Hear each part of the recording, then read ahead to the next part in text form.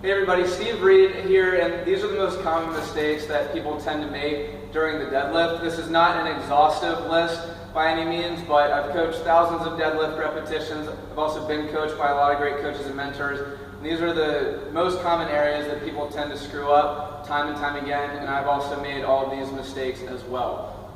So where most things tend to go awry with the deadlift is before people even pick up the bar with the setup. So first we'll look at footwear. You'll notice I'm wearing socks right now. It's not a good idea to wear a shoe with a thick sole in it. Why?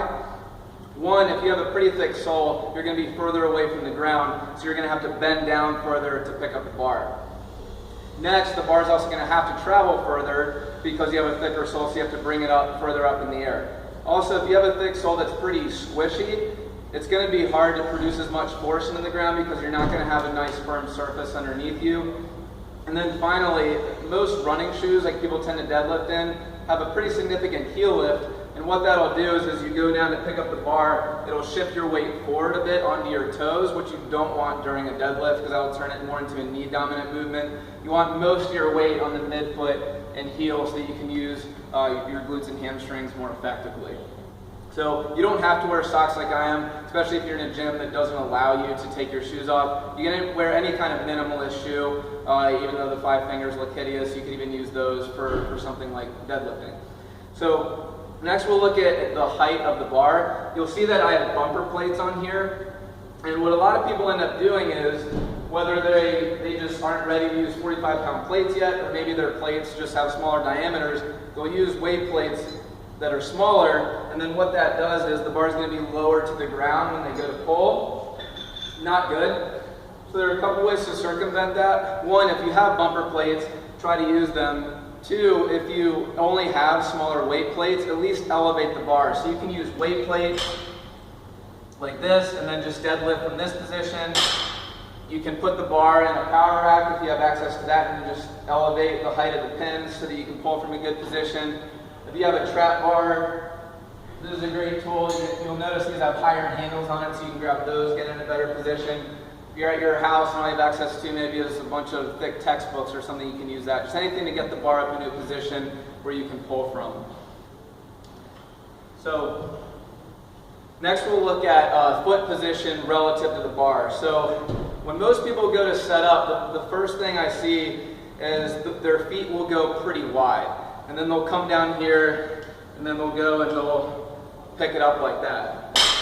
Ideally, at least in a conventional deadlift, which is the variation I'm going over right now, you want your feet in general at least hip width apart, maybe a little bit closer together. If your feet are further away, when you go down to pick it up, this will do a couple of bad things. One, it's going to force your hands out farther, so we're going to have to bend down further to get it, and then also the bar is going to have to travel further on the way up. Two, when your feet are out this wide, your knees now almost have nowhere to go but in. Not good during a deadlift variation. And then finally, even when you think about it from a perspective of force production, if you're going to do a vertical jump, are you going to set up to jump with your feet really wide? No, you're going to have your feet closer together.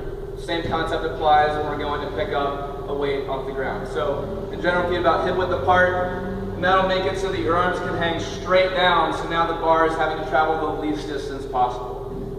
Next, we'll look at how far away we stand from the bar. You can come around from the side. A lot of people tend to stand pretty far away from the bar. One, even when you just think about this from a physics perspective, if you're going to pick up a large bag of mulch or gravel or whatever, are you going to go try to pick it up with it way out in front of you? No, you're going to stand over top of it and then go to pick it up because it's going to make it easier. Same idea with the deadlift. If the bar is far out in front of you, it's going to make it a lot harder on yourself. So just get closer to it. And also what that'll do is if the bar is far away, you're going to end up going into a more squatty or knee dominant deadlift, which you don't want to do.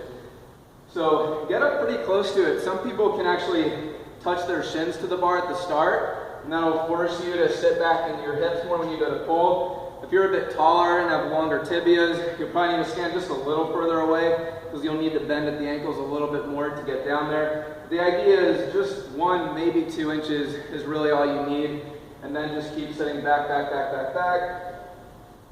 until you're ready to pull. So next we'll look at the position of our spine. You'll see a lot of people when they go down to pick up the bar, they'll have a pretty rounded back, either their lower back or their upper back. It'll look something like this, and then they'll go to lift like that. So you want your back nice and flat, and there are two really good cues to help you with that. The first is to think about if you're standing in a mirror and you're trying to make it so that you can see the logo on your shirt in the mirror. So I have Link here from Ocarina of Time helping us out today. So if I'm deadlifting in front of a mirror and I want to be able to see Link in that mirror, I'm not going to deadlift like this because that's going to hide it. I'm going to lift my chest up and try to make it so that I or somebody standing in front of me could see Link's head when I'm going to deadlift. Next is think about, this is a great cue I got from my friend Tony Genocor, is to think about squeezing oranges in your armpits. Like there's oranges in there and you're trying to make orange juice by squeezing them. You can also think about having sheets of paper in there and you don't want them to fall out. So what that'll do is it'll put you in a nice tight position. So it'll bring you from here to show the logo on the shirt, squeeze those oranges in your armpits, and now you're ready for a good pull. Next we'll talk about breathing. I'm not going to go too deep into this, but the idea is you want some semblance of a tight midsection going on so you're a lot more stable during the lift. Make sure you're not in a relaxed state when you go to pull, but just take a nice deep breath in and then brace your abs like somebody's going to punch you in the stomach before you do the deadlift. Bring it back down, and then you can reset your air. So when you breathe in, just think about expanding 360 degrees out the back and the front. Brace, and then deadlift and pull. And finally, we'll talk about the descent going down.